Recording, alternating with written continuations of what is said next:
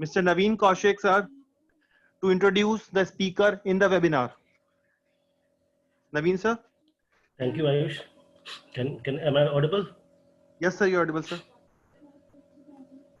Welcome all of you again at this 11th session of Alumni Connect MIT.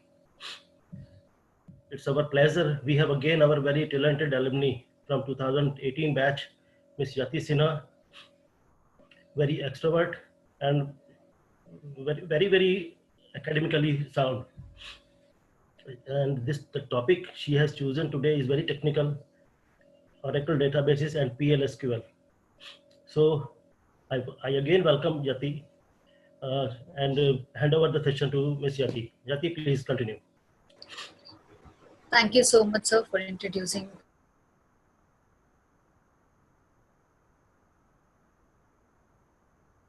Hi, everyone. My name is Yati. MIT from IT branch, 2018 batch. And I'm working currently in TCS as a developer for the last approximately 2 years. And today I'm here to talk about the topic Oracle database and PLSQL. The projects I've been working with are the projects related with the database. So I've chosen this topic. So I guess this is helpful for everyone. And what more? Let's start with the topic. I hope everyone's safe in this pandemic at their home. And those who are not, please get well soon. And the people who are not well and that their families as well, I just really wish they'll get well soon as possible. And give me a moment, let me share my screen. Thank you, Yati. Today I'm also suffering from cold. But it's okay. It's a season. I hope you get well sooner, sir. It's okay. Your presence is always very important and always needed. Thank you. Please continue. Sure, sir. Thank you. How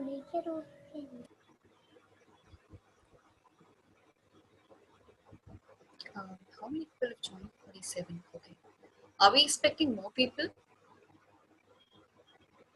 Shall we wait for another minute? And in the meantime, we'll start the PPT. Okay. Yeah. Let me share my screen.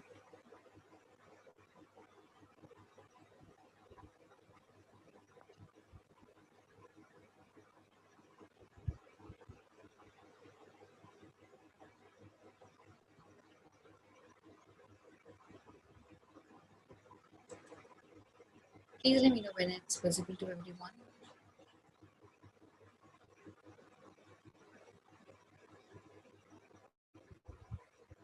Is the screen visible?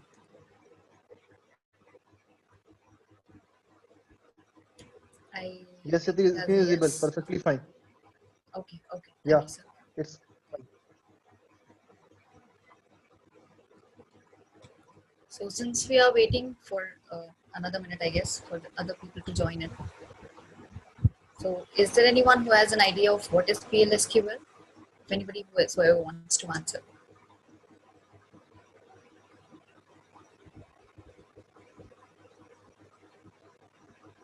Okay, I take it as a no. Are we ready to start?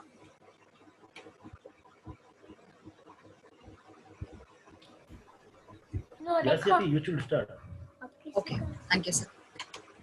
So since I'm going to go ahead, let's start with the topic. That's Oracle database and PLSQL. We're going to talk about the database. These are the topics that we're going to cover today. These seem to be pretty much, but I hope that's a help to everyone who's going to learn here new things. So let's start with the very first topic, that what is a database? So a database is a collection of information about a particular subject stored in a database table, or data about employees, students, books, etc. So what is a database? Database is a place where you store every information of yours in the form of tables.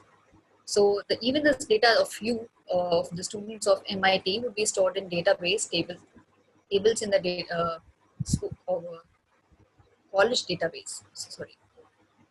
So data related to employees, students, books, and different travels, like say cruises, different everything that you have data for, you store it in the database to use it in future.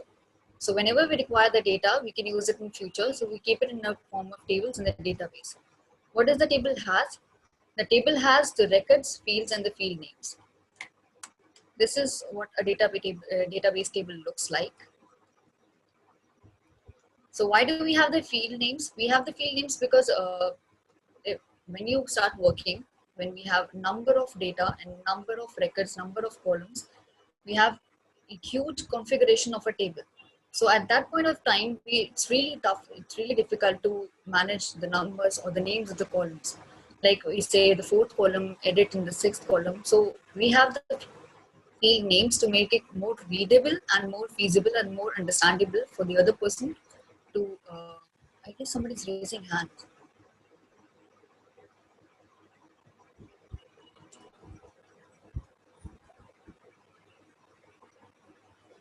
If there's any question, we can have the session after I'm done with my PPT. We'll have a session of 5 to 10 minutes for the questions. And if not possible, I guess you have or you will be shared with the email address of mine. So in case we do not get time to ask for the questions and answers, you can simply send me an email, and as soon as I encounter the email, I'll revert it back to you. So continuing with what is the table. This is the table name, the employees, and this last name, first name, and phone number, and so on columns will be termed as the field name. Then these are the records. Records is the complete one row is considered as a record. So from the last column, sorry, last name to the phone number, this is a complete record. Smith, Joan, and the number is complete record. So whenever we say we have edited or updated one record, that means the complete row. There's a change in one or more columns of the complete row. This is known as the field. The columns, the vertical portion is known as the fields or the columns. We generally use columns because fields is like typical. So we use columns and records. What is PLSQL? So since the session is about what is PLSQL, so let's go through what exactly it means. So the full form is procedural language for structured query language. That is, structured query language has been given a procedural form, a procedural outfit which is known as PLSQL. So SQL consists of like select statement, select star from table, or select start from table where condition, insert, update, delete, drop. These are the simple commands or simple scripts that we run in SQL. To give it a procedural mode, procedural structure, we have introduced a new language, that is procedural language, which is known as PLSQL. So procedural extension of SQL is known as the PLSQL. That's what I just said. Includes loops and conditions. So SQL is simply select statement and simple statements with certain conditions and certain criteria. Whereas in PLSQL, we have loops, conditions, and everything like we have in other languages like C or Java or whatever. Different languages we have. So the same way we have loops and conditions to access databases as well. It has stored procedures, functions, packages. What does this mean? That we have a set of programs, set of SQL statements, which are stored in the database, capturing some memory. So we have these stored procedures. Why stored procedures? Because these are given some names. So as soon as you know the name, you know what exactly it stands for, you can access that procedure function and you can simply execute it, make changes to it, and you know what you're talking about. So it has stored procedures, functions, and packages, which normal SQL does not have. Okay. What is this? This is editing the data in the tables. So we have to anyhow edit the tables or edit the data in the table. So these are the two ways which we can do it. So the first one is the DML, data manipulation language. The other one is the data definition language. Data manipulation language is, as the name suggests, we use it for the manipulation of data in a table. For example, insertion of a data, updation of data, or deletion of data. These are known as the data manipulation language commands. So we use them and we change the data completely. Either we add a new row, which again leads to changing of data.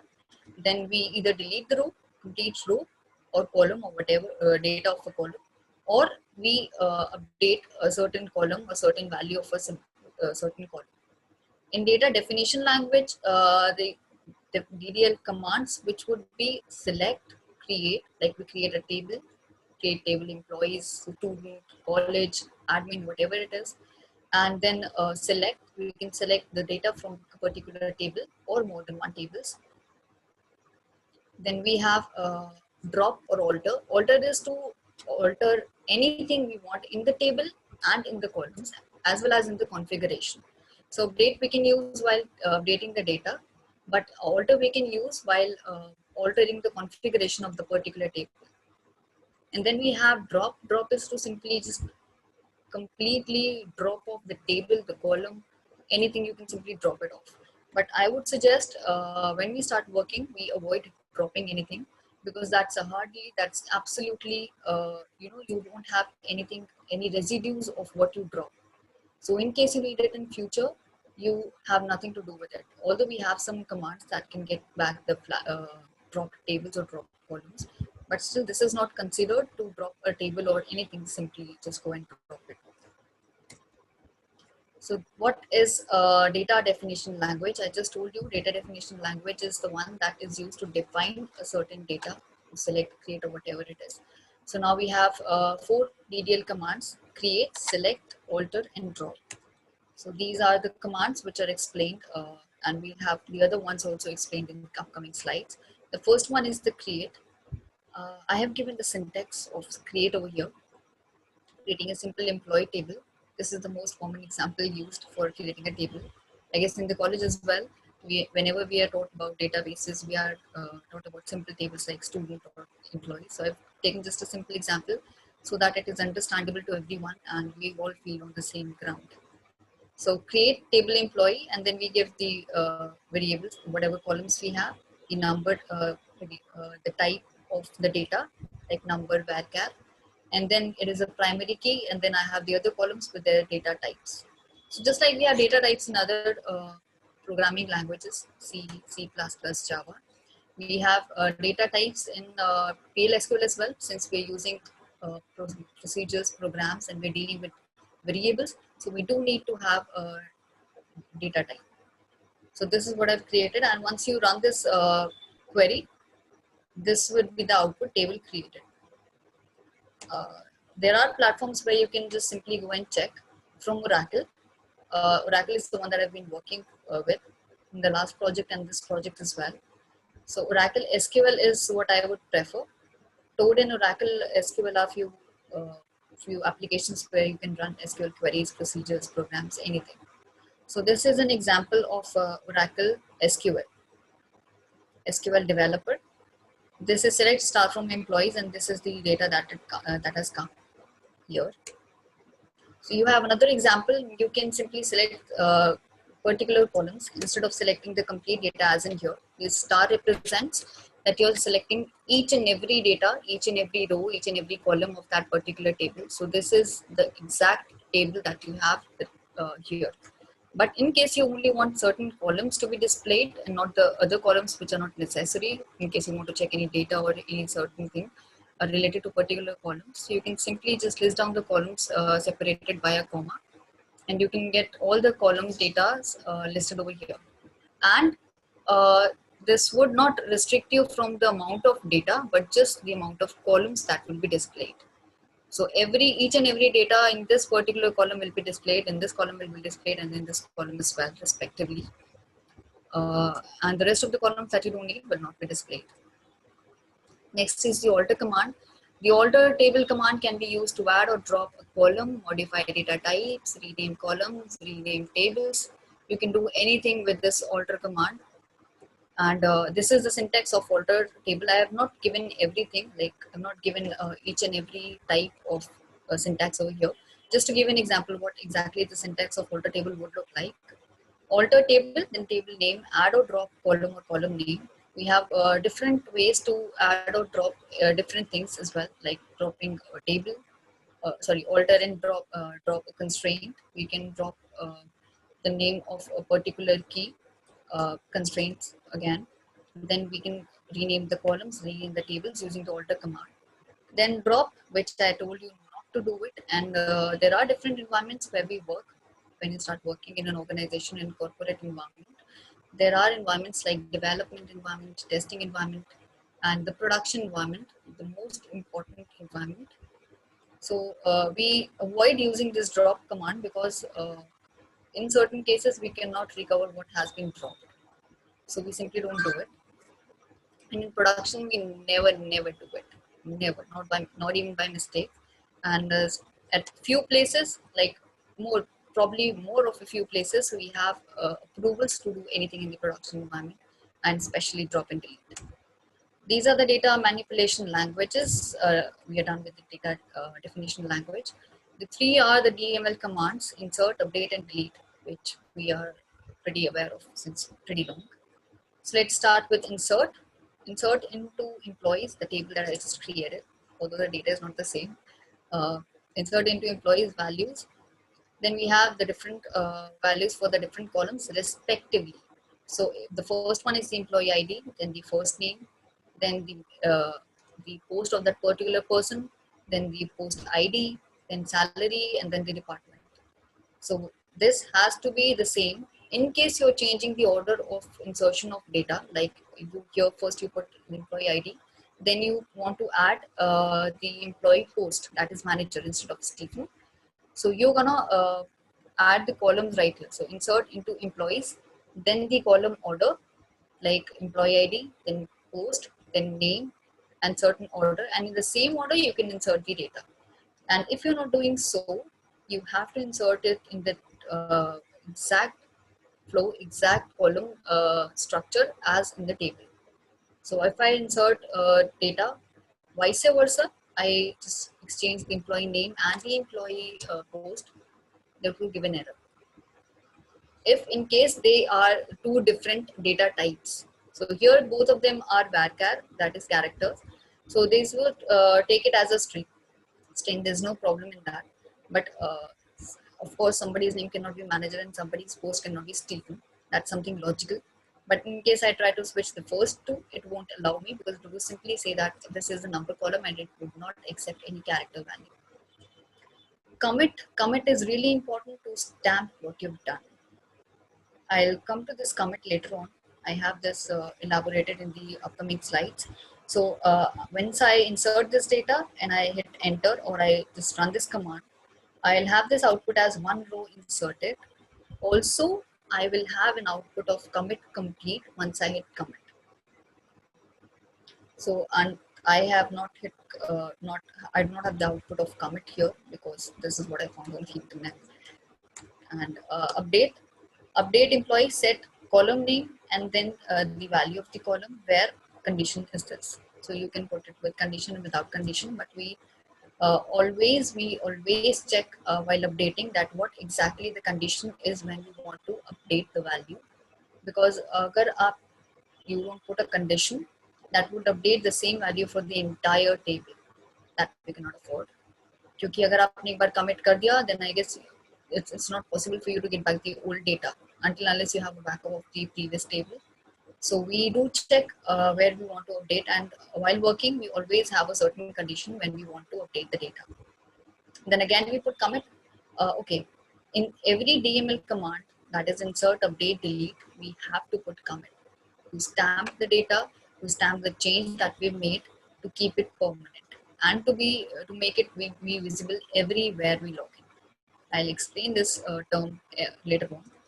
So this is one row updated, and again this would give you an output of commit complete as well, which is not here due to the same reason.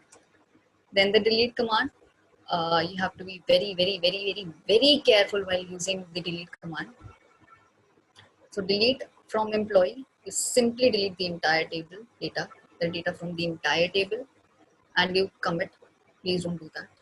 Delete from employee, where employee ID is this. I have given a certain condition that I want to delete that particular row or those particular records which have the employee ID as 7369, and then I commit the change.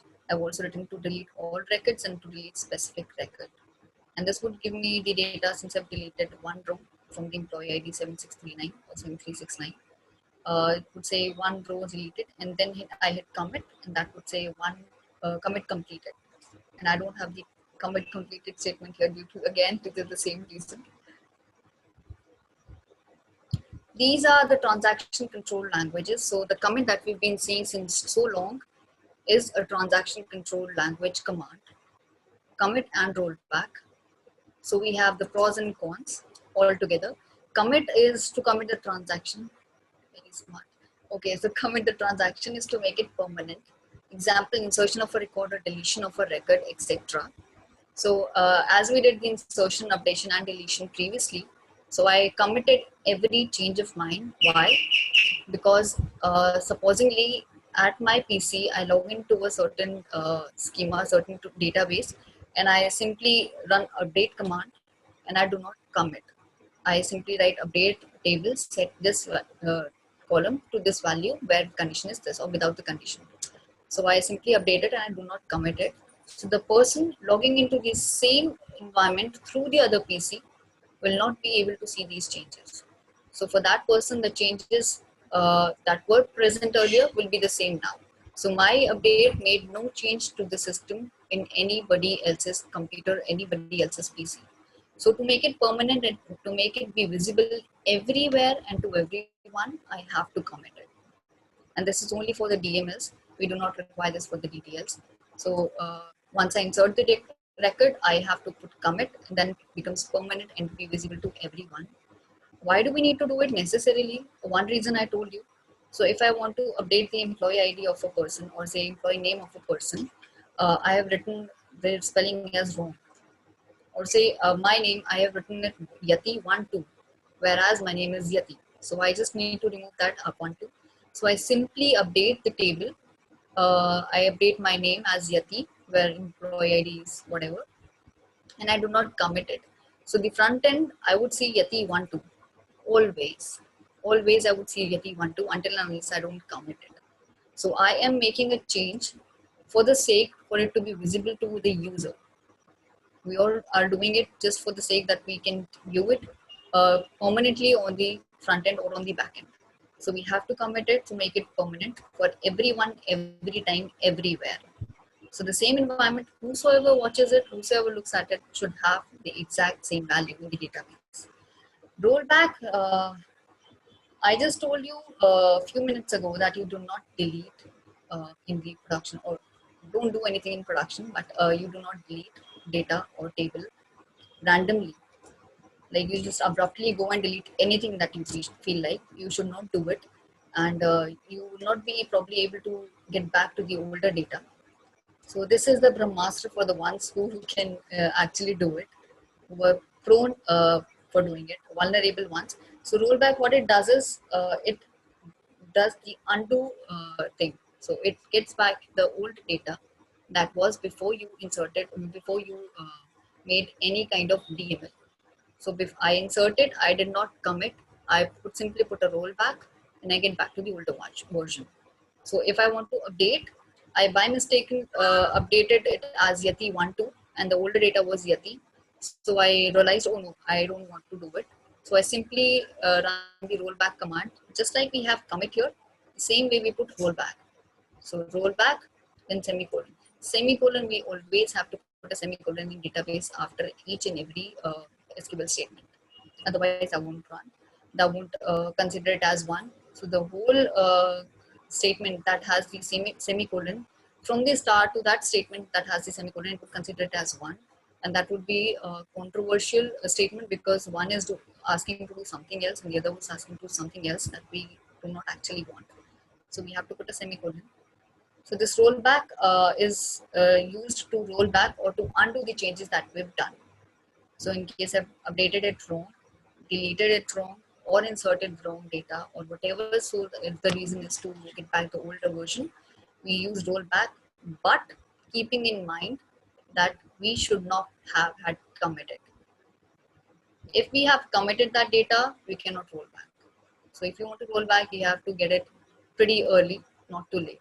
So if it's too late, it's actually too late, you cannot do anything. So this rollback cannot save you. So this, I hope we're clear.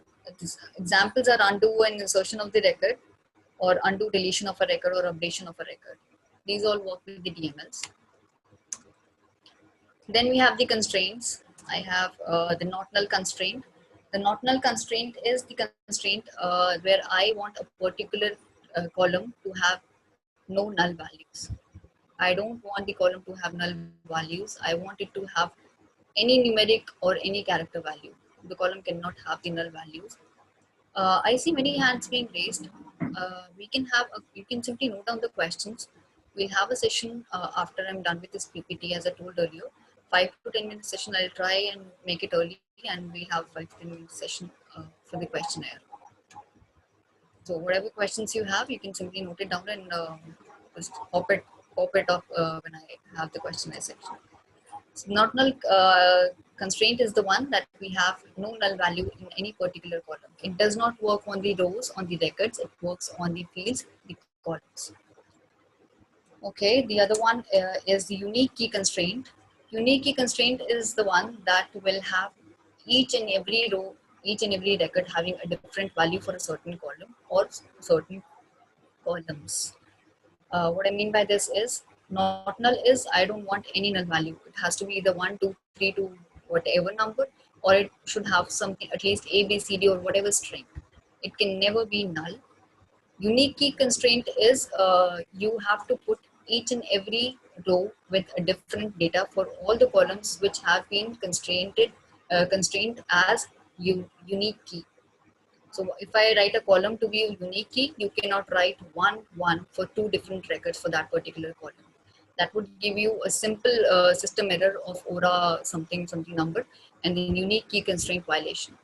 So to avoid that, we write different data sets. Then is the primary key. I guess everybody here would probably be aware of what is a primary key.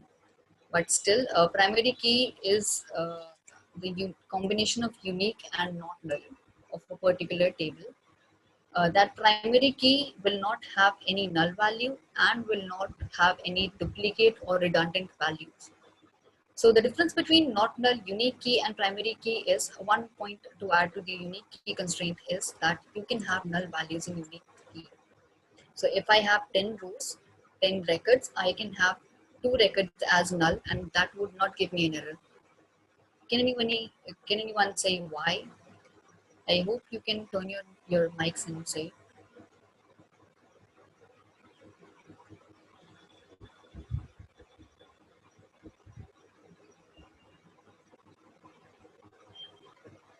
Yeti, presently they don't have the access rights. In the end, we will open the settings for that. Okay. In So the meantime, I guess if they want, they can write in the chat box. If somebody can check the chat box, if somebody has written something there. Okay. So I was about on the difference between the three. So the not null, unique key and primary key. So I was asking why would it allow 2 nulls in a particular unique key column? Why? Because every null is considered to be a different value. So every null, it takes, if a table has 10 nulls, that considers it to be 10 different values and not a single value. So every null is a different value. Good evening, sir. Good to see you. Okay, so the difference between the three is the primary key cannot be redundant as well as it cannot be null, whereas the unique key can be null but cannot be redundant. Not null can be redundant but can never be null. So the next one is the foreign key. The foreign key is also something which we are pretty aware of. The foreign key is the primary key of another table. That's what we've been told since always. So the primary key of one table will be the foreign key of the another table. So what happens is if I need to use 2 different tables and I need to join them, I need to fetch data based on the joins on both the tables. I would need the primary key of both the tables in order to be sure about the data. What I want is the data I am receiving. So the foreign key is again the same, the primary key of a different table of the other table. Then the check is a constraint, like we have a check in if condition. If this value is greater than 0 or if this value is not equal to 0, any check that we want to put in the entire code, we can use this check constraint and we can put this constraint and we can have the further code working according to the constraint. So if this constraint is fulfilled, if this check is fulfilled, then do this or do this. So this check is, I guess this check constraint is pretty common in the C language as well. If if I is equal to 0, and in Java as well. I guess every coding language, every programming language has this feature of check. Then we have the default. Default constraint is the constraint which allows you to give a particular column, a default value. So I can keep a column as default null. So I can keep a column as default yes or default no. So if there is a column where you just have to keep it a yes or a no, so you can keep it as default no, because there are certain features which we don't want everybody to have. So for the users, we simply keep it no for all. So the users for whom they want to keep it as yes, they simply turn it to yes and keep them with themselves. So in case we have yes or no, we store in database y or n. And in the front end, we have yes or no. We do it because of the characters, the character difference. No, we don't. It's just that default yes or no or default null, not null is just done to give a particular table, a particular column a default value, so that in case it does not have a value, it at least has something in it. So in the cases of not null columns or search columns which do not allow the null values, default is a very useful constraint. So we generally keep the default constraint for the values that are accepting no null values. Aliases. So aliases is the short names given to the table names or the column names. So when we are working with database and database tables, we have different tables with long names, and sometimes the table name is not so long, but we need to use it a number of times. So instead of simply using that table name again and again and again, we give it an alias. Alias is just a short name. You can give A, B, C. You can write a table name and then space and any alphabet or any number that would consider it as an alias. I have examples moving further. I'll just tell you where it is an alias. So alias is simply a short name given to a column or to a table. So we generally do it with the table names. So if I have the employee salary records, if the table name is employee salary records, so I would simply keep the alias as ESR, just the initials of the name of the tables. So to make it understandable and to make it short, so wherever I have to make a join, wherever I have to take data based on the table name, I don't have to redundantly write it again and again and again. Even if it's a copy paste, that's a pain again. So we prefer using an alias, a short name, a very short name, A, B, C. So that's, I guess that's really easy, faster than copy pasting a database, a table name. Then is the CTAS. CTAS stands for create table as select. I guess I'm going pretty fast. So I hope I'm not too fast. Okay. So let's slow down a bit. CTAS. Am I so fast, sir? No, it's okay. Okay. Okay. The pace is fine. Okay. Thank you, sir. So CTAS, it stands for create table as select. So what we do is for the ones who really don't want to, do everything for a table again and again. So we can simply use it while creating a backup. We generally do use it while creating a backup of a table. So if I have a table employees and I feel that I probably don't require it anymore, I'm going to drop this table with proper approvals and with proper requirements. Or I feel that I have to make changes to this table, but I'm not sure that changes should sustain for long or not. So I keep a backup of that table and then I make the changes in the other version, or I keep the backup of the table and I make changes in the backup version and keep the original version as it is. So in case we do not require those changes after discussion with the client or the customer, we can simply drop that backup table. So CTAS is just create table, then you write the new name as select star from employee, the older table that I had. Oh, the example went exactly the same by coincidence. So create table, new employee, you can now turn the table new underscore employee, but we follow a normal standard that is more readable and it's easy to remember or to recall. what we made this backup for. So we write it as create table employee, then the date that we created the backup on. So for example, today is 18th of October. So I would write employee 18102020, so that whenever I open this table, I know when I created this backup. As select star from employee. If you want, you can just copy the complete table from the employee to the new version, or you can select the data from the old version of the table to the new version based on certain conditions. So you can simply use where clause, and you can just copy the data based on that where clause condition. So the ones who don't want to copy the data every time writing it on, so this is again a Brahmastra for the ones who like shortcuts. This is sort of shortcut for the backup. Then we have the clauses, the where clause, group by, having, and order by.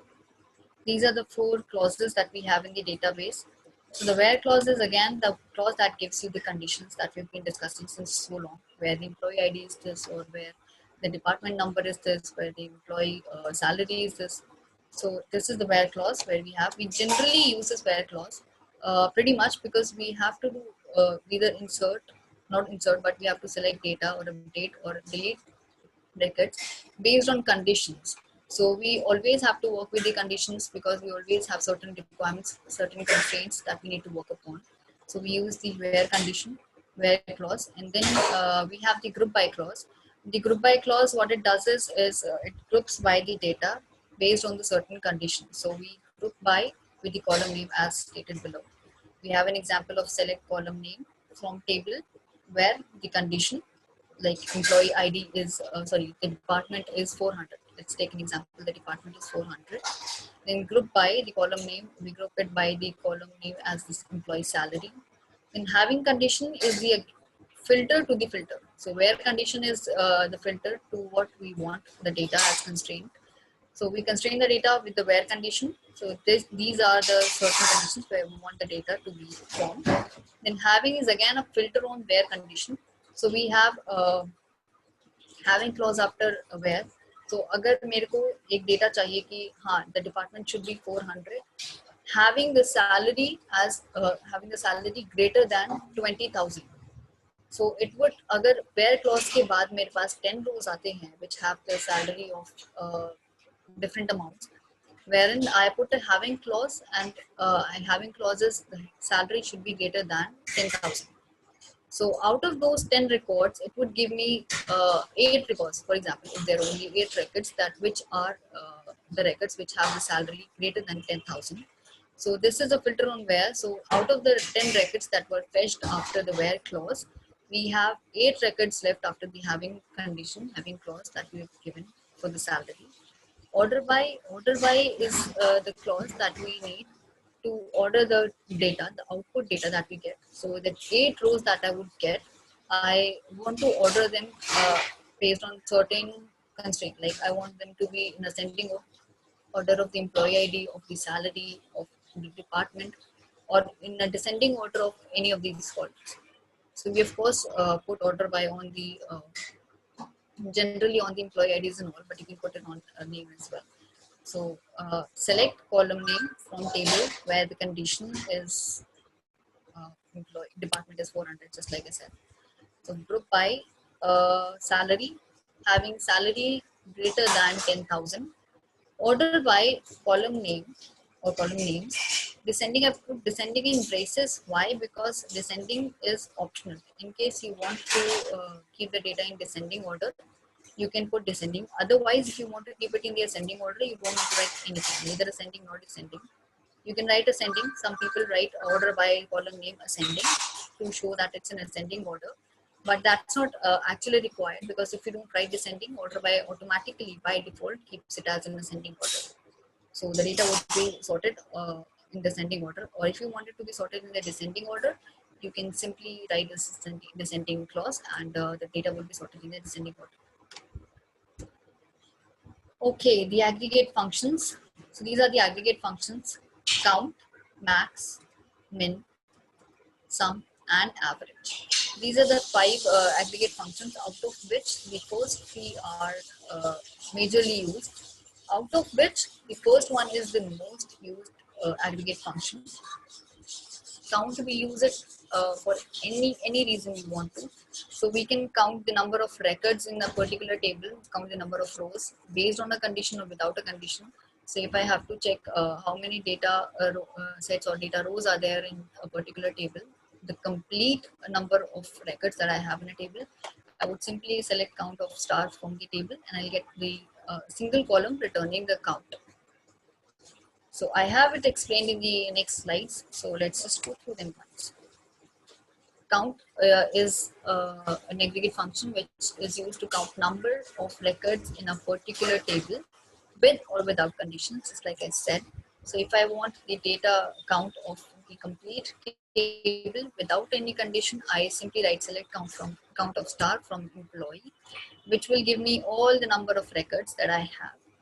In case I don't want the count of the entire table, I don't want the count of each and every row that I have.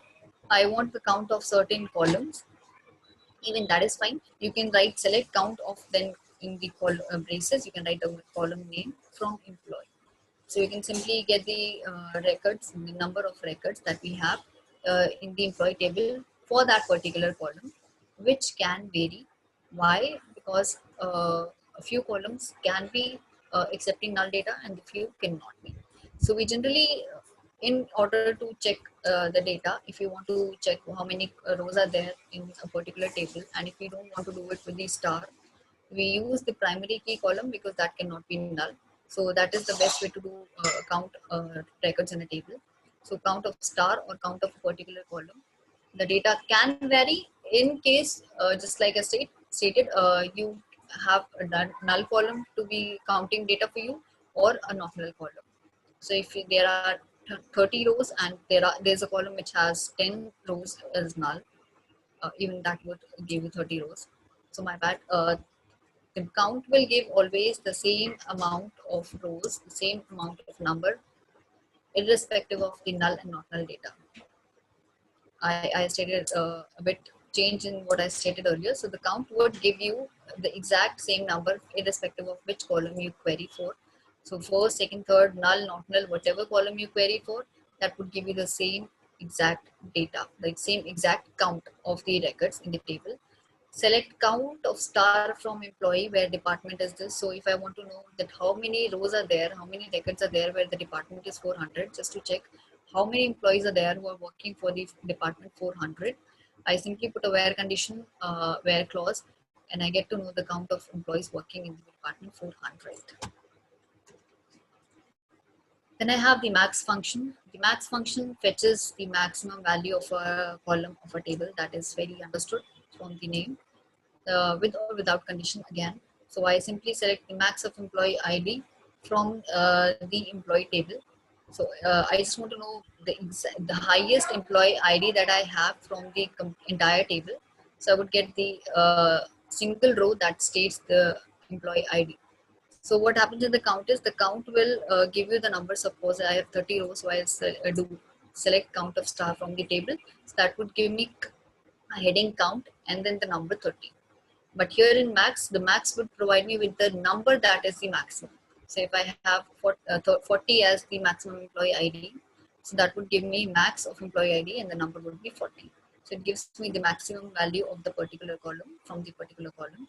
And if I want to know the maximum employee ID that I have for the department 3509, I can simply run the second statement and I'll get to know the maximum employee ID or maximum salary of a person working in the department 3509. So if I want to know who is getting paid the highest, I can simply go to the table and query the max employee ID, max salary of the person. Then the contrary is the minimum. The minimum function, the min function of aggregate function of the database allows you to get the minimum value from the column of a table, again with or without the condition. So just as this same with the maximum works, the same with the min works, but in the opposite direction. So select min of employee ID from the employee table would give you the minimum employee ID, or let's talk in the way of salary. I guess that is more interesting, more catching. So the minimum salary of a person or whosoever is getting the least paid from the company we just can go and query in the employee table and get to know who's getting the least payment.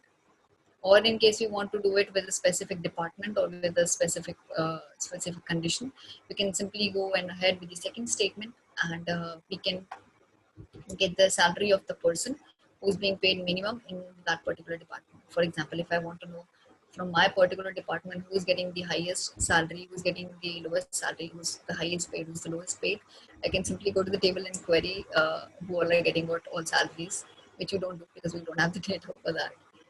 But it's just an example. So if I want to know who from my department is getting the highest salary, I can simply go to the database and query. Then the sum aggregate function returns the sum of the values of a column in a table with or without condition like the other aggregate functions. So we have the two select statements to depict with or without condition scenarios. So the first one is without condition. So I simply want to sum the entire data of a column and I want to get one value. So if I have 5 records, I have 10, 20, 30, 40, 50. So if I run the first strip, the first select statement, that would give me an output of sum of this salary as 150. 10, 20, 30, 40, 50 is the sum comes to be 150. So if I want to know the sum of the salaries from the department 400 for my department, taking the same example, if I want to know the sum of the salary of people, employees working in the department 400 or my department for that sake, I can simply run the second command and get this sum. One important thing that I want to tell you about aggregate functions is that with aggregate functions, you cannot select any other column if you are not using group by clause.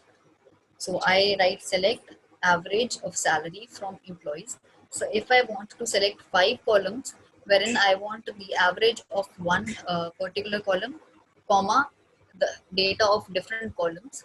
If I want that, I cannot do that if I don't have the group by statement written.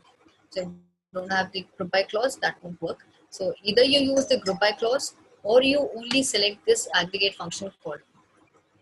So count, min, max, sum, and average work either with group by for different columns, or they don't work with the other columns if you don't use group by. So we just simply select average of salary from employee. That's it. We don't select any other column. Just in the start, I showed you a picture which has certain columns being selected from that particular table. So if you want that scenario to happen, which does happen, so if you want that scenario, you cannot use the statement without group by. That won't let you. That will give you a system error of aggregate functions. That we cannot fetch these two columns simultaneously or in a single go. Either use group by or you don't. So select average of salary. Okay, sorry. What average is? Average is simply, as the name suggests, it gives the average value of a column in a table with or without condition. So if I want to fetch the average of the salaries of employees, that what exactly is the average pay scale of the employees working in this company or this organization, I run the first command. Or if I want to know again my department, that who all are, what is the average pay scale of the people working in my department, I can simply get an average of the salary, and I can always get to know what is the average pay scale. Then the joins. These are the 4 joins that we have in the database. Joins is pretty common in other programming languages as well. Why I'm talking about other programming languages very frequently and always? Why? Because we are pretty more aware of C, Java. These are the languages which are more taught in the colleges, and we are at least aware of what exactly there is in these languages. So this is a little more convenient for you guys and more relatable for you to understand what I am actually talking about. So that's why I introduced the different languages that we've been working upon, so that you can relate to what is happening here, and this is not something from the other world that seems to you. So the joins just as in C, we have inner join, outer join. The rest of the 3 joins other than the first one are the outer joins. Full outer join, left outer join, right outer join. I have not written outer here because that was not necessary or that was not required. That is something understood. So I have not written here. and we actually do not spell it as the full outer join, or we do not use that outer word pretty much. So the inner join I have depicted with an example. I guess this is the most convenient way to understand what a join is. This is the way that I used to understand, and this is something that stamps in your mind till the last moment, I guess. This is what I feel. So I used this depicting pictorial thought to give you understanding of what is join. Inner join. So the left one, let's consider it as table A, and the right one, let's consider it as a table B. So the columns that are common in both the tables, the data that is common in both the tables, the columns, once you put an inner join, that will fetch you the data from both the tables, which has the common data, the common columns. Full join is irrespective of the same columns, irrespective of the data. You have to get both the complete tables to be posted as it is. So I get table A, I get table B, and I simply join it, and I simply get the data of both the tables with the columns appended of table A and then of table B. So the very moment there is a last column of table A, the very next column will be the first column of table B in join case, if we select using a join. So the full join is the data of both the tables irrespective of similar or non-similar or common or uncommon columns in both the tables. Left join is we don't have to care about what's there in the right hand side table or the B table. We get each and every data when we put the left join. We get each and every data of the table A. And in the right outer join, we have the exact opposite of the left outer join. We have the table data coming from the table B, irrespective of the data of table A, and we can get the data of table B. Whatever we want to, we can select the data and we do whatever we want with that data. That's up to us. This is what I've explained about joins to give you a basic idea of what a join is. I have not elaborated everything way too much, because to get everything in 1 hour is really not possible. So I've tried to keep it pretty simple so that it gives you at least the basics. So the basics that you get at least to clear with what exactly it is. In case you want to know advanced of it, you can absolutely and always go to the internet anytime you want, and you can search for anything and everything that you want to. So I just wanted to give you an idea of what basically that thing means. And when you start working, it's very helpful that you know the basics of the things, because आपको advanced तो हर कोई ही बताएगा. When you start working, you will of course have to work on the advanced version of everything. But if you know the basics, that becomes really easy and really faster for you to work upon what the requirement from the client is. And I've also kept this simple in order for you to be on the same ground, so that you do not feel that everything is going like a bouncer. So I just didn't want that to happen. So I've kept even the examples pretty simple, so that you're able to understand what I'm talking about and what is this about. So starting from the scratch, starting from the simplest. Cursor. This is a very important thing in database. So whenever you go for an interview about a database, PLSQL, every single interviewer would ask you what is a cursor. Everybody will ask you what is a cursor. This is so very important. Cursor is a select query to fetch data of 2 or more rows from 1 or more tables. So we can, just like I've given an example here, I've used 2 tables, but we can have a combination of 4, 5, 6, 7, no matter whatever the requirement is. According to the requirement, we can have as many as tables we want to. So a cursor, what is a cursor? We have a select query, and we merge the data based on certain conditions from different tables, and we fetch 1 or more columns. I have fetched here all the columns. I put a select star here.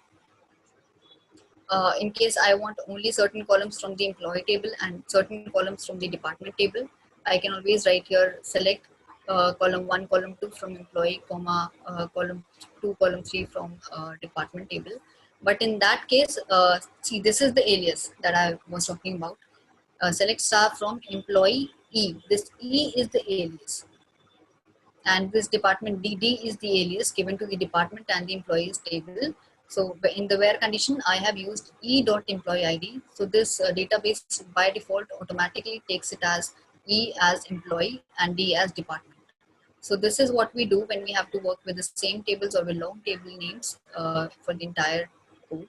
So we use this aliases to make it more readable, to make it more understandable, more convenient for the developer to write it.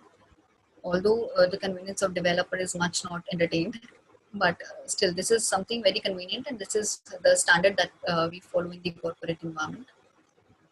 So if I want to fetch a couple of data, so just I said, if I want to have two or more columns from one table and two columns supposedly from the other table, how does the database know that which column refers to which table, especially in the case of same columns? So if I have department ID in employee table, and if I have the department ID in the department table, so this becomes confusing for the database to get to know which department ID am I talking about.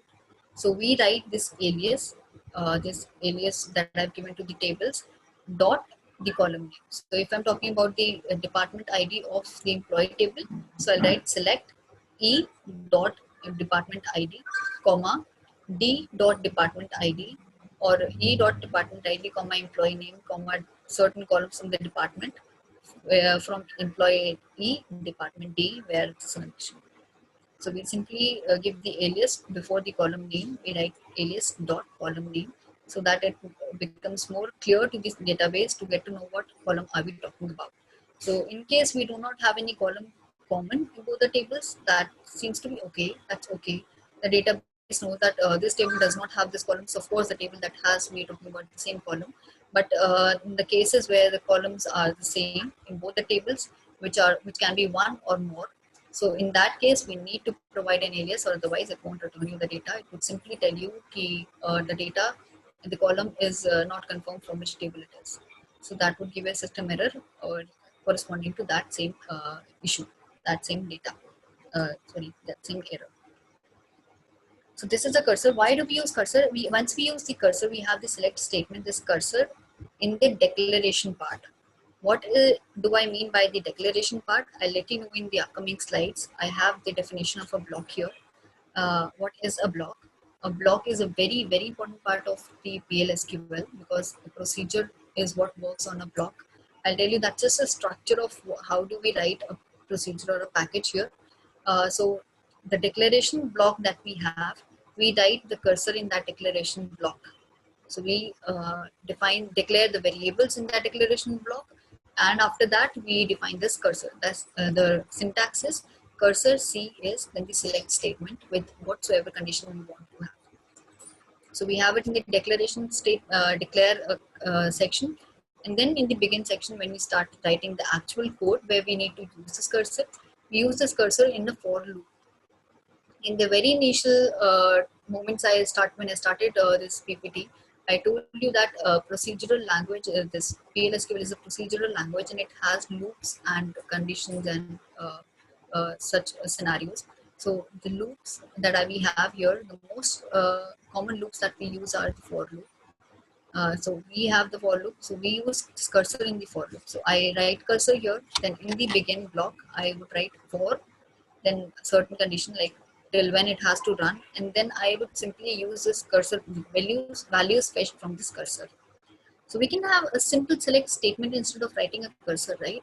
If I want to select data from the employee, why not simply write select star from table employee and then use it in the further code? Why not? Like I initially give you an example. Like if you want to start selling the data, you can simply select star from table, and that's been done. Then you have a where condition, you simply write the where condition and you're done. But why don't we do it here? We don't do it here because in order to get the data displayed, that's what we're working for. We want the data to be displayed in the front end that we have. So in order to display the data, we need to store that data into variables. Okay, so once we store data into variables, one variable can have only one data. आप एक variable के अंदर एक से ज़्यादा data store नहीं कर सकते हो. So one variable will have just one column, one record. So one column, one record. So that would have just one block of data, one variable. So if I have the entire table to work upon, so I would need what not number of variables, which is not feasible and which is not what we do. So cursor is required in case we want to fetch data from the entire table based on certain conditions. So we do not store the values in variables. We simply write a cursor and we simply fetch the data. So in case the data is really less, 1 or 2 rows or 1 or 2 values, we don't use cursor. In that case, we use variables. So I have used this cursor. Then in the for loop, I'll simply go and use the data fetched from this cursor one by one. So it completes the first row, then this cursor returns the second, then the third, then the fourth, then the fifth. So in ascending order, or I say in the order of chronology, it gives you the data from the table one by one. So we used cursor mostly. I used it for the PL PDF function. PL PDF, it is used to generate PDFs. So the air tickets, just giving an example of the air tickets that we have. So we book a flight and we get an air ticket on the email, right? This is the flight, timing is this, from this station, from this airport to that airport, and this is where you land. And there are some regulatory informations. There are some information that they want you to follow, like only 15 kg allowed, or this certain similar information. So that can be done through the PL PDF function. There's a function known as PL PDF, which Oracle possesses.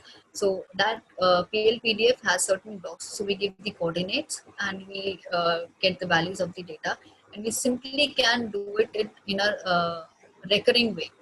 We don't have to just give 1 or 2 set of data. We have to give for the entire table. So we write a cursor and in the for loop, in case we're doing it for the PDF, we can generate the PDF based on each and every row that we get from the cursor. So that that PDF that you get from the airport, the airlines, is the one that I've already worked upon. I worked on it for the biggest cruise lines of America, Miami. So we had different people, different employees traveling from one place to the other. So we had created those tickets based on these queries and everything, and the data they provided, the requirement that the client gave us. So based on that, we created the PDF, and for different other reasons as well. Airport is just air ticket is just an example that I'm giving you, because that is something that everyone is pretty aware of. The other examples that I would give, I guess, that would be something sticking to my project. So I didn't want to, tell about that. I wanted to talk about something that is known to everyone. So we use it in PDF and with other reasons as well. PDF is a very big reason that we use the cursor for. Then we have the trigger. What is a trigger? A trigger, not the one that the gun has, but it works the same way. So a procedural code that is executed automatically in response to a certain event on a particular table in database. So it is a procedural code. Again, since we're talking about PLSQL, this has to be a procedural code. This has to be a procedure or some kind of loop or begin and block. So it is a procedural code that is executed automatically. So in the upcoming slides, we'll get to know what is a procedure, a function, and a package. So with all the three things, we have to execute them explicitly. So we write a command to execute them. Functions are of course called. So we have specific execution statements for them. But for triggers, we don't have to execute them explicitly. We just write the trigger that on this certain condition, this trigger should fire. So if I want the trigger to fire after I insert a row in the table, so I write the body of the trigger in such a way that it comes to know that after an insert in the table, after every insert in the table, this trigger will fire and will perform the task that I have given the trigger to do. So if I want the trigger to update the date when I've inserted it, put as the system date as the current date, the date when it is inserted. So the trigger will, after every insert, the trigger will fire and update the date to the sys date.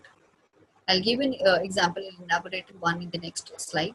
So there are three types of triggers: the DML, DDL, and database operations.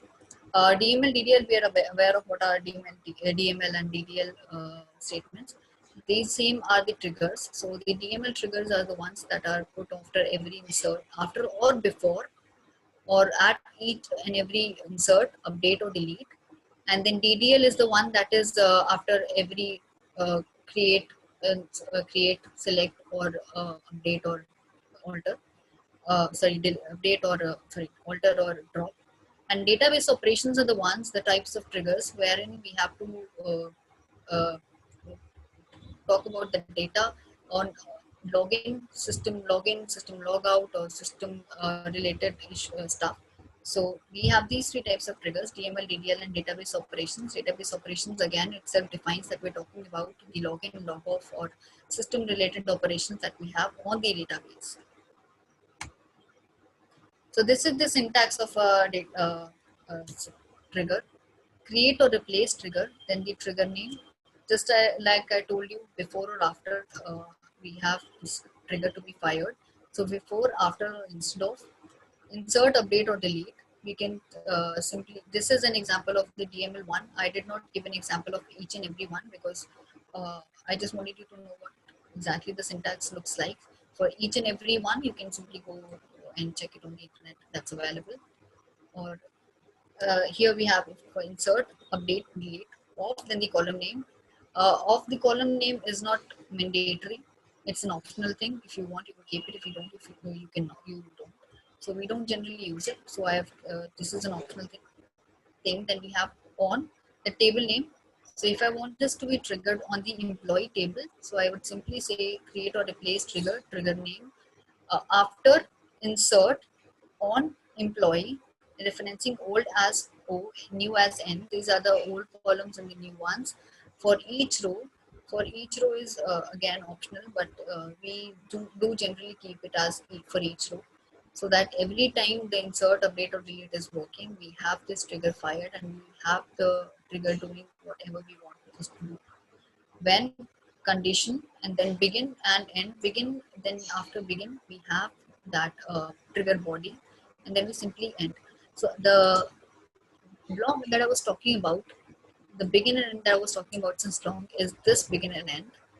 This is the body of a trigger, the syntax of a trigger. So we just write this trigger on a particular table, and every time the requirement that we have set for the trigger to fire, it is accomplished. Every time it matches the condition, it fires on the table and it does what it's supposed to do.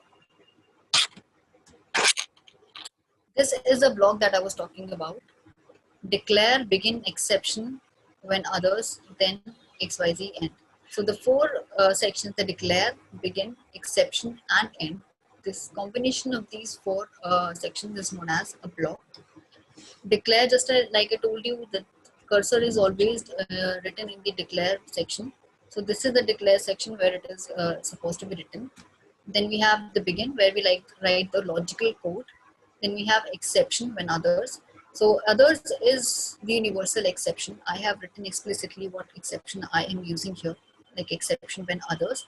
Then in the end, others is the universal exception that we have. We have different exceptions, like in case the data, the select statement is supposed to give one row and it is returning more than one row. So in that case, it would give you an exception of too many rows. So we do have an exception of too many rows. Then in case there's no data found, select statement is supposed to give you some data, 1, 2, or more than 2. If it gives more than that, or it gives no data, then we have an exception of when no data found. But we generally 95 to 98% use others because this is the universal one. And again, Brahmastra, because if you do not want to specify on each and every type of exception what you need to do, you can simply write exception when others, then perform the following task and you're done. So we have this declare, where we declare the variables and the cursors in case we're using the cursors in the program. Then begin, where we have all the select, insert, update, delete, whatever code you want to. Each and everything of the code comes between the begin and the end section. So whatever code you have the logical sense with, we put it between begin and end. Exception, we put in exception in order to keep the code working in case it lands into any kind of error. So this combination of four of these is known as block. End is the end of the complete procedure or the complete package. So we write end once we have to close that package. So after end, we don't generally, if you're talking about a simple procedure, after end, we have nothing to do, we have nothing to write. Everything that we want the code to do, we have to put it before end and after begin. So we declare the variables, then put the logical code between the begin and end, and the exception in case we require it, which we always do. This is exception handling. So just now we were talking about exception, and since this is a very, very important topic, because exception is very common in the other programming languages as well. I would say the same because of the same reason. So exception is there in C, in Java, in every language, exception handling is there. So I guess the ones who are aware of these languages would probably at least be aware of the basic fact what is an exception. An exception is a PL/SQL error that is raised during the program execution, either implicitly or explicitly. So it is an error, just like I told you, that would give you an error of unique key constraint violation or a primary key constraint violation. Or in a not null column, if you try to put a null value, that would give you a issue, that would give you an error of not null constraint violation. So these are the errors, these are the exceptions that do come while you write a code. So we need an exception handler. We need to handle the exceptions. Why? Because in case the code lands into an exception, we don't want the rest of the code to stop working. We want this code to be working up and on, so that at least the requirement that we have, other than the one that is landing to the exception, at least that is working. So I guess we're pretty clear about what is an exception. Anything that happens which is not supposed to, or a code, what it is supposed to do, it does not do that, it is known as an exception. And what is exception handling? Handling or trapping the exception or error using a handler and performing a certain task. So let's first of all talk about what is a handler here. A handler is this others, exception when others. This universal handler is an exception handler which is used to handle any kind of exception that is there in the code. So like this, we have other exceptions as well, like too many rows, no data found, or invalid number or so. So these are the exceptions, exception handlers that we have. So exception handling is simply when the code lands into exception, we need to handle that situation anyways. Because once the user logs into the front end, once the user is working and we have made some changes in the code, or we have made some changes in the front end based on in the sense of backend code, once the person uses that functionality, it should not give the person system errors, number one, or number two, it should not stop working. So in a corporate, the basic principle, the root principle is that you either you make the changes or no, at least the basic functionality or the basic system should be working. So for example, we use an example of WhatsApp. This is just an example. This has nothing to do with what I'm talking about. But giving you an example, since everybody has the WhatsApp. So if we are using WhatsApp, the WhatsApp developers make an update in sending attachments. They make it pretty easier, or they give different options while giving an attachment to the chat. So if in case they make an changes in the attachment section, and they make the changes and the code lands in exception and they have not handled the exception, you open your WhatsApp, you try to send a picture to any friend of yours or anyone, and you click on the attachment section, attachment button, and as soon as you click on that attachment button, it gives you an error. It pops up an error that this is not working due to such and such reason, or it gives you a system error which you actually don't even understand. So it gives a bouncer that you don't get what is this error about, and you would simply feel the same way a user that you were developing forward. We would simply feel what is this, like I clicked on the attachment button, why is it not letting me put an attachment? So in case this happens, that the attachment is not working, at least the person should be able to perform the basic functionality of WhatsApp. That means at least the person should be able to send messages to each other, right? So exception handling is done for the same reason. So in case the code lands in exception, at least the basic functionality should be working. So if we do not handle the exception, it would give you errors and the rest of the code would stop working. And these are the type of exceptions. So there are two types of exceptions, predefined and user defined. The predefined are the system errors that I just told you: no data found, too many rows, invalid number, and value error. Invalid number is when you mismatch the data types, like you give a number that does not belong to the number data type or any of such incidents. Value error is when the value of the column and the value does not match with the data in the sense of data types. So if I give a varchar value to the number data type, that would give me a value error that the value that you have entered is wrong. User defined. So we have these two categories. Why? Because just like I told you, an exception can be implicit or explicit. Implicit is the one that the system errors have. So this is predefined is the implicit one, and user defined is the explicit one. So now I guess probably all of you or most of you must be thinking that why do we need to raise exceptions, right? एक तो system का exception हम लोगों को भारी पड़ेगा झेलना, उसके बाद we are raising exceptions on our end, so even that is required. So in case we have a doubt that this won't work, or if we have a requirement of so if we want that after this certain condition, or if this certain condition, certain situation happens, raise a particular error, we simply write this raise statement and we raise the error. So the predefined are the ones that are already defined in the system, which are primary key constraint error and all this. And these no data found, too many rows. So we simply put an exception when no data found, and then we have the following task to for the exception to do. User defined exceptions are declared and then raised explicitly using the raise statement or the procedure this. So the procedure named DBMS standard dot raise application error is a procedure that is used for raising errors or exceptions explicitly. That means I want to raise an exception and I use this package, or we simply or more oftenly use the raise statement. So I would write raise an error, raise exception this, and then I would define what to do when that exception arrives. I have this example of what I'm talking about. So this is the syntax of declare. Then I declare my exception. This is the user defined exception that I have, and I want to raise an exception for such and such conditions. So I would declare my exception with the type of exception. So you always have to declare the exception that you want to raise explicitly. In the case of explicit, you have to declare it in the declare section. Then in the begin, we write raise my exception. So whatever scenario I want to, I would come to that scenario and I would simply write raise the exception name that I've given, my exception, that is of the type exception. That means it understands that my exception is an exception. So even if I write Yati here, it's not that I have written my exception that's why it is getting it as exception type, but I have given it a type of exception. That is why it is considering it as an exception. Otherwise, if I write Yati exception and I write raise Yati, even in that case, it would consider it as an exception.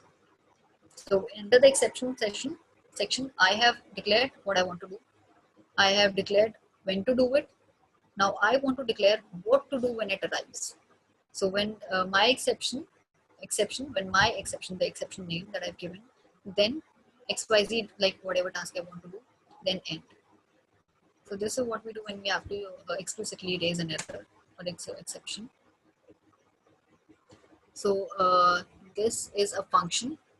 Function is the one similar with the functions in the Java or in C. These are the two languages that I'm pretty known of. So a set of SQL statements that perform a specific task is known as a function. Then it always returns a value to the calling function or procedure, which is very well known for the functions that are in the C or Java language as well. So a function is meant to return a value mandatorily to the calling function.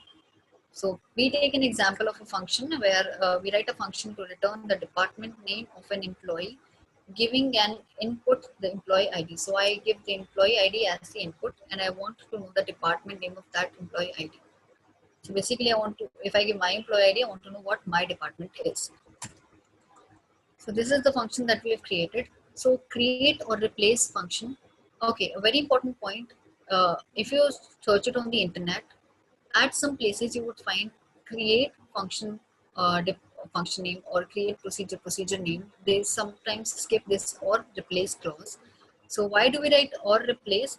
Because once you create a procedure function, so if I've created this function for once, I've compiled it, whether or not I run it, doesn't matter. So once I've compiled it and I want to make change into the select statement, I feel that the select statement has some more conditions to be added. So I want to make a change into this function, and I have not this or replace clause written here. I do not have this here. So in that case, it won't allow me to compile it for the second time. It would give me an error stating that the function from this name already exists. So create function department name. If I create this for the first time and then I make some changes in the select statement and then I recompile it, it won't let me do it because it would simply say that the function department name already exists. So you cannot compile it. So for that matter, we use or replace statement everywhere in procedure, package, function, trigger, everywhere, so that if we want to update or make changes afterwards once we create the basic version, which we always need to do, so it allows us without giving any restrictions, without giving any errors. So create or replace function, the function name, this is the department name is the function. Since I wanted the employee ID to be input, this in is the parameter type that I want to do. So this shows that this is an input type. So if I write out here, it would show this is an out type. That means this is an output type. This the value of this particular variable parameter would be an output. Parameters, I guess everybody is aware of because they are used in other programming languages as well. Number is the data type. So EID is an input with a number data type, which will return varchar2. So we simply give the data type of what to return instead of the value or the name of what to return. So this knows that the value that will be returned is a varchar2 or a character value. Is dname is the varchar 50, that is the variable. This dname is the variable where I'll fetch the value of the department name. This return variable type, the return parameter type and this variable type, data type should be same, since we want to return the same variable, same data type values.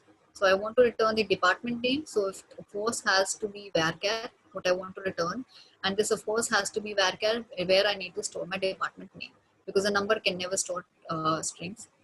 And also to let you know that a number cannot have string value, but varchar2 can have number and strings both written in comma. So in the commas, whatever we write, that takes it as string, be it number, be it a character. But it's not the scenario with numbers. So numbers is always number, never a character. So dname varchar2 with a size of 50. So I've defined 50. That means if the department name is greater than 50 characters, 50 alphabets, A, B, C, D, counting every one has one character, it would give me an error key the size does not match. The value is greater than the size defined. So begin, and then I write the select query, select department name, and this pipe symbol is used to concatenate the value of a particular column with the string. So whenever we have to concatenate string with the value, we use this pipe symbol. Then department name is the column in the department table, which will give me the value that I want, the department name that I want. This department name will give me the value of the department. Into dname, from department is the table, and into dname, because this is the variable that I've taken. I don't know whether I need to state this or not, but dname here, D and N are capital when I've declared the variable, but when I've used it into dname, N is small, which really makes no difference. If I would have put it as small d, small name, it would have taken and would have given the information in that variable as well, because these are not case sensitive. The variables are not case sensitive. So select department name into departments. So this, whatever I've written after select, from this department name, from this place to the entire to the last one, this all will come into one, can count as one value and will come in dname. The reason that I told you that variable is used because to have a single record or one single value, and cursor is not used for the same reason, is this. So this dname will have this as consolidated. So if I wanted to have one department name as different and department value as different, I would have had to use two different variables, one to store the department name string and one to store the department name value.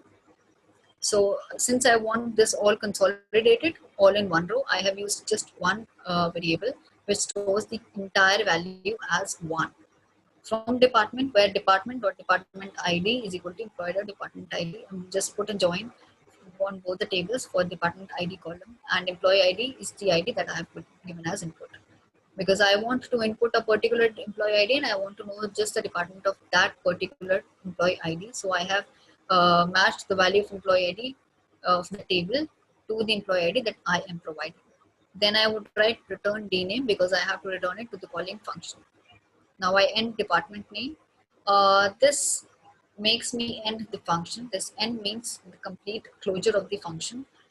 But I have written the function name here, department name, which is not necessary. This is just the standard. This is not necessary that you have to put the function or procedure name here.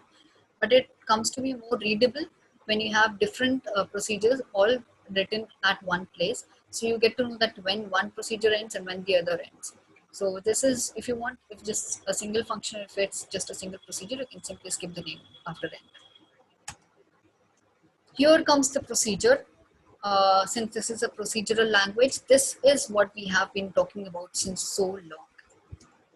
The procedure, a group of SQL statements or program that can be called by name, created to perform a particular task. So in order to perform a particular task, whatever it may, whatever according to the requirement it is, you just simply create a procedure with a set of SQL statements. The one I created as a trigger is an example of it. The trigger and the function are small examples of it. So the group of SQL statements or programs that can be called by name. Why I've written called by name? Because this is an SQL statement that you write, a select statement. You don't have a name for that statement. So you cannot simply say that I'm talking about that statement, but the procedures you do have compulsorily have a name of that procedures, which you can simply call like the procedure employee I'm talking about, or the procedure salary I'm talking about. So we give it a name, and that takes up some space in the memory. So we have it as stored procedures, stored SQL, a group of SQL statements or program that can be called by name, created to perform a particular task. Of course, we wanted to do something. Before I move forward, procedure and function are similar, except for a very minor change, or say a very major change, if you want to look at it that way. So procedure and function, the procedure also returns a value, just like the function does. Here we have returned the department name, the D name. Function, procedures also return a value, but that is not what it is supposed to do mandatorily. It is an option. If you want to do, it's okay. If you don't want to do, it's okay. So procedures are meant basically not to return a value, but they're done to perform certain tasks. So if I have to insert data in multiple tables and multiple times based on certain conditions, I would create a procedure to do that work. So I would create a procedure where I have certain conditions. If this condition satisfies, insert into this table. If this condition satisfies, insert into this table. Otherwise, do this or that. So for that entire set of SQL statements, I have a consolidated program known as the procedure. So I want that task to be performed instead of simply returning a value. So the syntax of procedure is this: again, create or replace procedure, due to the same reason that once we make changes after the basic version, it won't let us do that if we do not write or replace procedure. Then the procedure name, the prop name is the procedure name. Then the parameter name. So here I have written EID, in, and number. So EID is the parameter name. Then other one is the parameter type, in, out, or in, out. If the variable has to be, the parameter has to be used as an in variable, as an input, then we write in, which we've done here. We wanted to input the employee ID. Then if you want to give it as an output, which we do in the procedure, in the case of procedures, so out or in out. One parameter can be used as in out based on the operations done on that particular parameter within the code. Then type is this number. Since this is number here, it can be varchar or anything else as well. Is or as. So we write it as the create or replace procedure name, parameter name in varchar. Let's keep it as employee name as varchar. Is, then the begin section, then we have the procedure body. Every logical code, every logical aspect of the code that we want or we want to perform, we put it in the begin or end portion. So we put it in the begin block, So this has the procedure body, the procedure, whatever you want the procedure to do is all stated in this begin block. Then we have end, then the procedure name. Again, this procedure name is not mandatory, but coming forward, we'll get to know what a package is. So in package, we have different uh, different procedures, set of procedures like 2, 3, 4, 6, 7, whatever amount of procedures. So we open every procedure, we begin it and we end it. We begin it and end it. So in order to get to know which procedure just ended, we write the procedure name so that the person gets to know what procedure was that just ended. So when we scroll down, it's more readable and more convenient for the person to read it out. Example is a hello world. That is a very simple example that is given for any new language that you come to learn. C or Java or any other language. I'll give you another example, Python as well. We have the hello world example. This is the one that every language, when we start, every person who teaches it tells you the same example. So taking the simplest example possible. Example of hello world. So I created a procedure for create or replace procedure. Hello is the name of the procedure. Then begin. Then after begin, as dbms output dot put underscore line. What this line means, this is the same line that printf is. So we want whatever we want to print in C, we use the word printf. So this dbms underscore output dot put underscore line does the same work. It is here for the same reason. So we want to print hello world. I would write dbms underscore output dot put underscore line hello world in quotes, just like we do in printf. Then end hello, ending the procedure. So when we execute the procedure, just like I told you, we need to execute the procedures packages explicitly. So these are the two ways where we can execute the procedure or the package. First one is to write execute, then the procedure name. And here I have not given any parameter because I did not have any parameter as input or output here in the example procedure. But in case you have that uh, parameter here, so you would have to write in braces the values of the parameters. I have not given the advanced example here, but in case you want that explicit example, that advanced version, either you can check on the internet, or you would already have been provided my email address. So you can simply send me an email. I can give you an example of advanced version of the procedure. So we execute hello, or we can write it in a simple small anonymous block. Why do we call it anonymous? Because this begin hello end does not have any name, whereas this block has a name, which is hello. This procedure has a name hello, so we consider it a name, and this block does not have a name, so we consider it as anonymous. Execute hello or begin, then the procedure name hello, and then end. So these are the two ways where we can execute the packages and the procedures as well. Then we have the packages, the final topic for the ones who are thinking it's been too much. So this is the final topic, package. A schema object that groups logically related PL/SQL variables or subprograms. Just like I told you, a package has different related procedures. This is what I meant by that. A schema object that groups logically related PL/SQL variables or subprograms. So if I have, I can give you probably an example of replication what we did. But if we have, supposingly an example of airlines that I stated earlier as well. So if we have data of the employees working in those airlines and the ones that are boarding that airlines, or say the data procedure for the people boarding that airline, and the procedure for the number of airlines, for the data of airlines, which airline goes from where to where. So we have that interrelated procedures under one umbrella, that is known as the package. So two procedures that have nothing to do with each other are not considered, are not put under the same umbrella or the same package. They are either two different procedures or two different packages. So a package consists of two parts, the package specification and package body or definition. We call it a body. So package specification or package body. What is a specification? Just like we have a declaration block in procedure, the same way we have a package specification. Package specification is where we specify each and every procedure and variables in case the procedure has. And the package body is where we write the code of that particular procedure in it. So package body should always have only the package, the procedures that the package specification has. So if package specification has a student procedure student, and package body you write the name as procedure employee. So that would simply tell you this procedure employee is not stated in the specification. First specify this, then try to put it in the body. That will give you an error while you compile it. So we specify the procedures first, and then we declare and define them in the package body. So execution of a package is the same. Okay, I'll get back to this point afterwards once I am done with the example.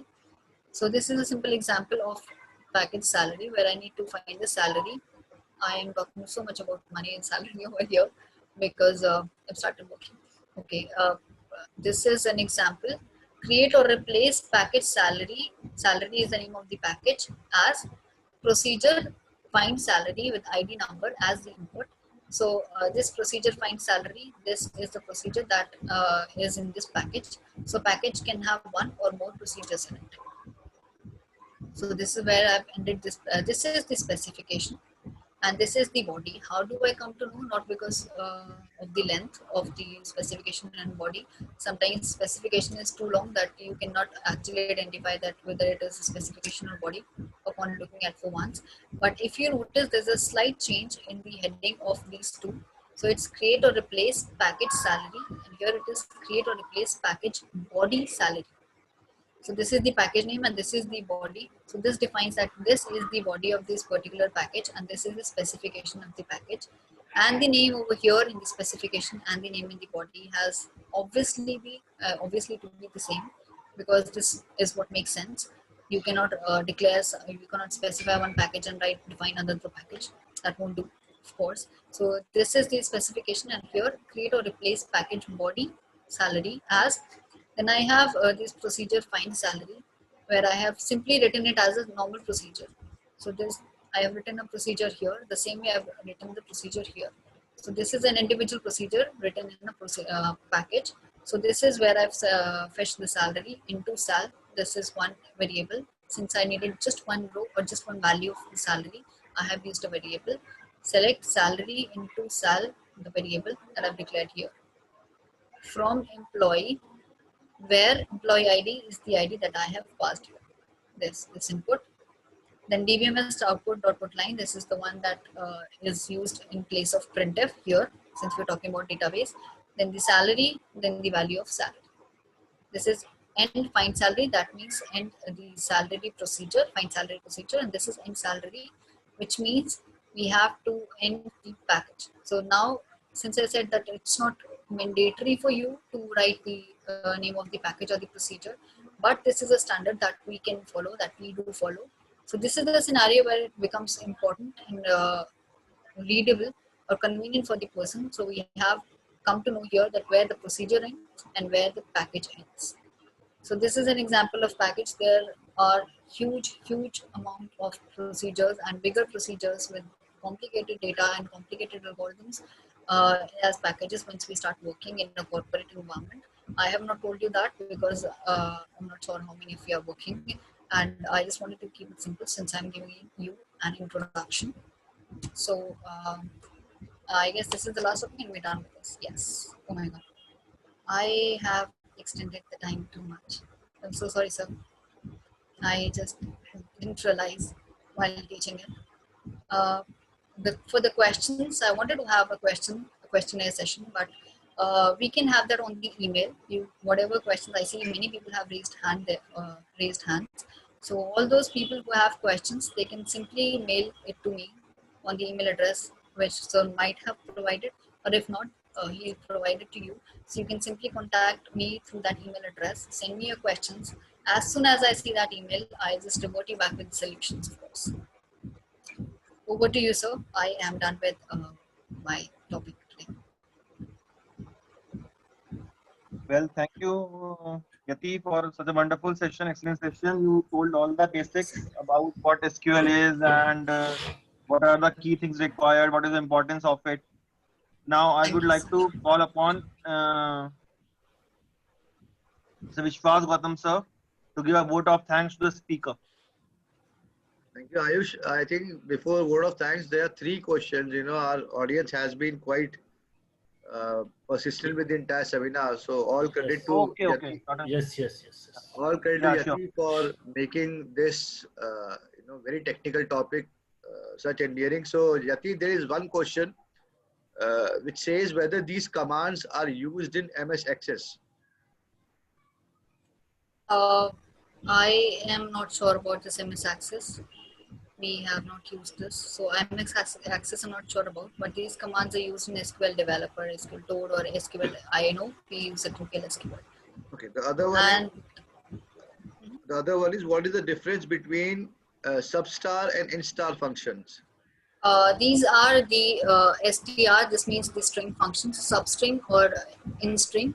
So the difference between the two is the substring is if you want to fetch a small portion of that particular string. So if I have a string of 10 characters and I want to fetch the value of the first 5 characters, I would simply use the substring substr function, and I'll simply get that first 5 characters of that value. And in strs, I want from one point to the other point. So if I want from the third character to the 7th character, I can use the instr function. Last one is why check constraint may not be functional in MySQL. Why it may not be functional in MySQL? This could be the probable reason with this would be since we do not have procedures in this. So I guess check constraint is used with if. So I guess if is not pretty much functional or pretty much efficient in MySQL. So we use it here in PLSQL. So we have procedures here, we have loops here. So this is more efficient to use these constraints over here in PLSQL than in MySQL, because it's of course with less functionalities and less privileges. Right. Thank you, Yati. Thank you. I'll be very honest that more than the audience who have been prepared and very fortunate to learn what all they have learned today, your preparation is worth appreciating. You have put in so much efforts in making these slides and gone so deeper into the entire topic. I think this is the work of at least 15 to 30 days. This is something which I think and I'm watching a lot of participants actually asking for your PPT. If you can share your PPT with them. Sure. Whosoever needs this PPT, I'll send it to Ayush sir or Naveen sir. You can absolutely get this PPT from anyone. So first of all, I would like to congratulate you for putting in so much effort in making this outstanding PPT of yours. This shows that how much time and devotion you have given to this particular webinar. So my congratulations to you on that. Thank you so much. I was actually wondering, I am really happy to that whatever I have done is visible. I actually wanted, I have not copied everything from the internet. I have put in what all I know from my work experience, so that it is more understandable to the audience, that more relatable, so that they can understand it is not an internet language. This is a language that they can understand and they can simply feel comfortable with. So I try to do it all myself. It is quite visible that nothing has been taken or copied from the internet. So my heartiest congratulations to your hard work. Thank you so much. Secondly, you have touched upon each and every topic, such layer by layer by layer, that even for a layman who is not from a technical background like me, was able to understand a lot of nuances during the entire lecture. So yet again, you deserve all the congratulations for making this topic such understandable for the audience. And you look at the comments here, people are so very absolutely blessed to hear you today. We are actually blessed to hear you today. Even I am blessed to hear that from everyone. And thank you so much for being such a good audience, to everyone present there and giving me some time. My name Sir, is though we are falling short of time, but I want to share the status of the Facebook also here by my screen, that we have 4,000 plus candidates today. I need to share that screen also. Though we are falling short, just give me 2 minutes. Yati, you are a star. Sure, I'm just sharing my screen. I didn't expect that amount of audience. I was actually thinking there would be at least to the max 40 to 50 people. I was just thinking this much of audience, or to the max 100. No, no, I didn't know that. don't underestimate MIT. You know, we might be, we might Yes, look of course, I can never. 100 in the audience of the Zoom, but our Facebook reach is like far more. So it's all credit to Ayush and his efforts. But Thank you so much, Ayush, sir, on this. And I really appreciate the effort that is put on. coming back to the point, Yati, I am a brand head of the group, so there is no technicality, knowledge as such. If see, oh my God, 4,425. Great. Yati, you are an outstanding, you are a star today. You know, you should be Thank you. bask in the glory that you are a star today. You know, and again, I'll come back to Naveen sir. That Naveen sir, आप क्या खिला रहे थे इन बच्चों को? Sir ये सब इनकी मेहनत है. They are really talented. Sir मेहनत के साथ And, साथ जो आपका गाइडेंस है ये वो है. Sir has guided us at every frequent period of time. Sir and HOD sir, I can never forget that time. HOD sir and Naveen Kaushik sir would stand Let together. me share my personal one experience. Yesterday only I completed 10 years in MIT. And Oh, congratulations, yes, sir. Yes. Party. Yes, a party, definitely. In last 10 years, I have seen so many talented students, so many talented guys and girls, really. And I'm in touch from the first batch also, who are still doing very good in India and out of India. All were like Yati. But today, the things are very good. Very good. I'll come tomorrow to you and you'll have to share the recipe that you were sharing with them so that I can also improve that. That was a periodic feedback. Ayush, sorry, we can never forget your contribution in it. Like you are the one rock solid support who has been, every week consistently delivering and finding out a star like Yati. This is all your hard work, Ayush. Me and Naveen sir are just there to support you, but you are the star of the show. So, Yes. Sir, for the Absolutely. audience, I need to state one more thing that 8 to 9 webinars are already scheduled in advance for month of November and end of October. so we have two stars today with us. One is Ayush and one is Yati. Sir, it's okay. Right, superstars. Yati, again, very humbly, I would like to thank you on the behalf of Thank you MIT. so much. And I really appreciate at such a young age, for a webinar to reach out to the audience, to reach out to your juniors, even people who are so senior to you like me and every other person who are here. And not for a second, move out of the topic or sound little boring. It tells a lot about your personality. It tells a lot about your hard work and dedication. So I, Vishwas Gautam, on behalf of MIT Group, will like to, congratulate you from the bottom of our heart. And we are definitely sure that tomorrow you will be at such position that will make not only you and your family proud, but your extended family at MIT also proud. Absolutely, sir. I'll try my level best to do that. And once the COVID thing is over and all, do visit our campus, do meet your juniors and tell them how to make a great PPT also. For sure. Sir, your contribution, Vishwas sir, your contribution is also important to us. Every week you are. I'm just a voice. It is all you and Naveen sir. No. No. You are the backend support who is providing us all the flyers and everything. Thank you. Anytime. Very kind.